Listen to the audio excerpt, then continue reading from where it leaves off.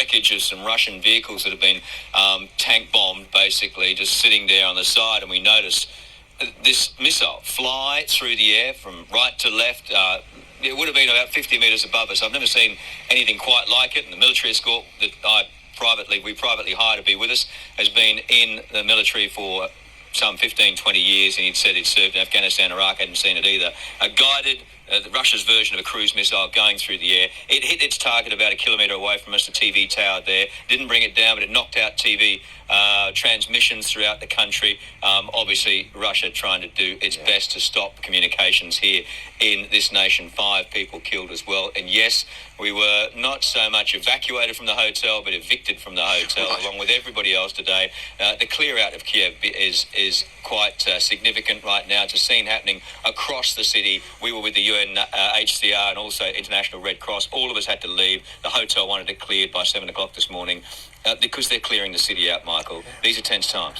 Extremely. Just it might help our viewers, Chris. Just tell us, where are you now then, and what's happening behind you? Oh, look, this is fascinating. I mean, you go anywhere around, in fact, around Ukraine, but particularly in Kiev, there are roadblocks like this everywhere. You can imagine your suburb, and at the main intersection of where your suburb might begin, they start sandbagging, bringing concrete barriers and bricks and building what are rudimentary, basic defences against Russian tanks for when they finally get here. They're convinced that they're going to be the target of attack in the next 24 hours. They know that the Russians know where they are, and they think that missiles will land here. I can't tell you exactly where. They've asked me not to, but they've dug trenches around the area as well. They're ready for a full-on assault. Now, these guys are all volunteers, Territorial Army.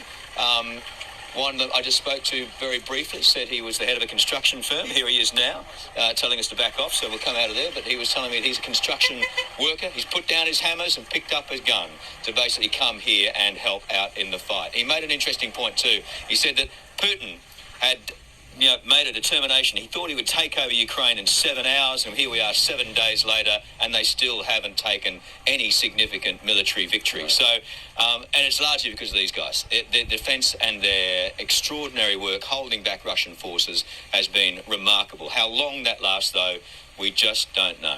He is an embodiment of the resistance that Ukraine's putting up at the moment, and behind you right now, more sandbags arriving to fortify that position as well, by the look of it.